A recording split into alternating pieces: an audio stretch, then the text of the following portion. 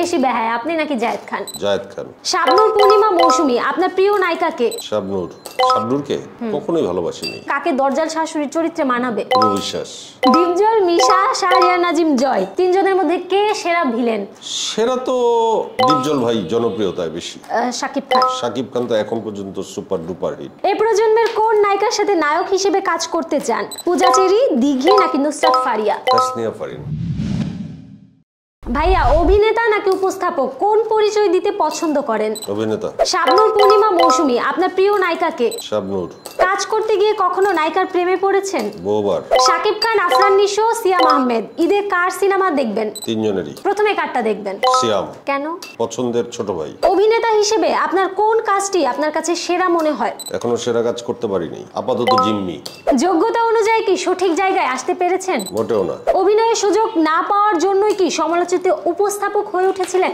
অঙ্ক তাই বলে, কিন্তু আসলে কোনোটাই কেউ হয়ে উঠতে পারে না, তকদিরে যা থাকে। আপনি মানে তকদিরের উপর বিশ্বাস রেখেই এগোচ্ছেন? অবশ্যই, আল্লাহ রহমত ছাড়া, ভাগ্য ছাড়া কেউ কোনো জায়গায় পৌঁছাইতে পারে না। যত চেষ্টাই করুক, একটা লেভেল পর্যন্ত যেতে পারে, তবে কোনো জায়গাতেই আমার চেষ্টার কোনো ত্রুটি নাই। এই আপনার উপস্থাপনা নিয়ে বা বিভিন্ন সময় অনেক ধরনের সমালোচনা শুনতে হয়েছে, কখনো কি থেমে যাননি বা থেমে যেতে ইচ্ছে করেছে? জীবন চলমান, মৃত্যু ছাড়া থামার কোনো সুযোগ নাই। আপনি একটি প্রোগ্রামে বলেছিলেন আপনি আর জায়েদ খান দুজনেই বেহায়া। এখন আমার প্রশ্ন হলো, আসলে কে বেশি বেহায়া, আপনি নাকি জায়েদ খান? জায়েদ খান। উপস্থাপনায় আপনার পর কাকে বেশি সমালোচিত মনে করেন? 1 থেকে 100 পর্যন্ত তো আমিই সমালোচিত, এরপর আর কাউকে মনে করি না। আপনার ধারে কাছে কেউ নেই? ডিপজল, মিশা, শাহরিয়ার নাজিম, জয়, তিনজনের মধ্যে কে সেরা ভিলেন?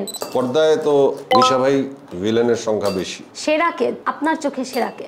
সেরা তো ডিপজল ভাই, জনপ্রিয়তায় বেশি। আপনার সমসাময়িক নায়িকারা তো মা খালার অভিনয় ইতিমধ্যেই করে ফেলেছে, তো আপনি কবে বাবার ক্যারেক্টারে কাজ করবেন? ভালো ক্যারেক্টার পেলে করবেন। ক্যারেক্টার তো ক্যারেক্টার, বাবা কি আর চাচা কি। আগেকার সিনেমায় হচ্ছে দরজাল শাশুড়ি দেখা যেত, তো আমি এখন তিনজন নায়িকার নাম বলবো, আপনি তাদের মধ্যে বলবেন যে কাকে দরজাল শাশুড়ির চরিত্রে মানাবে। অপু বিশ্বাস, পপি, মৌসুমী। অপু বিশ্বাস। কেন? অ্যাক্টিং ভালো করবে।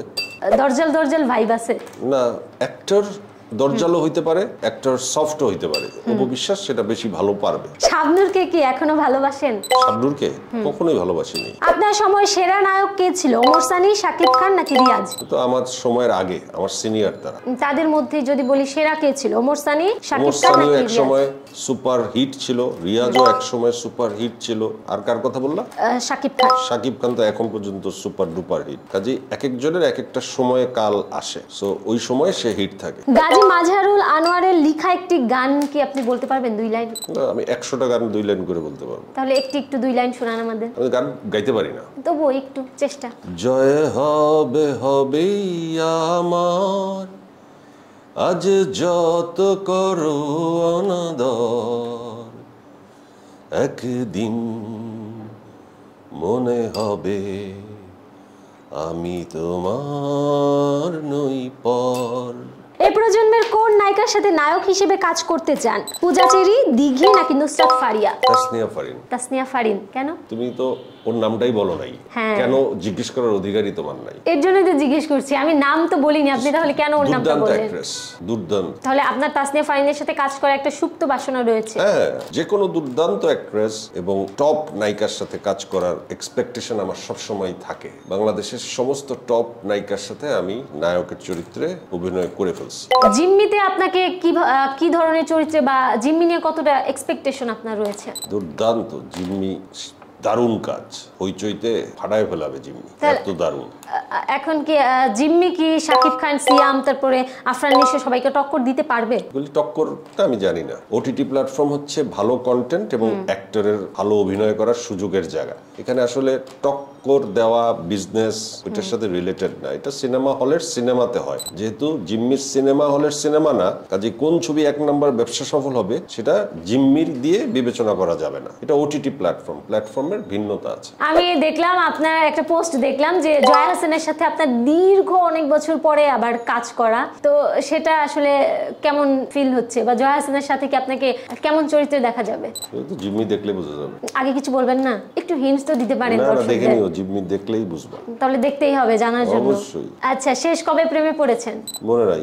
এত সহজে সব ভুলে যান? ভুলতে হয়, প্রতিদিনের ঘটনা প্রতিদিন না ভুললে মানুষ আগাইতে পারে না। আমি তো আগায় যাই, এই জন্য আগের ঘটনা ভুলে যাই। এটা কি ইচ্ছা করে ভুলে যান নাকি আপনার স্মৃতিচারণের এই সমস্যা? ধরনেরই আমার ক্যারেক্টার। এটা ইচ্ছাকৃত কি অনিচ্ছাকৃত সেটা আমি জানি না, আমার ক্যারেক্টারটা এরকম। আপনি কি গম্ভীর? না, খুবই খুবই একটা জলি মাইন্ডেড ছেলে। তাহলে কি এই যে পর্দায় নিজেকে এত রাগী কেন উপস্থাপন করে? চেহারাটা রাগি রাগি।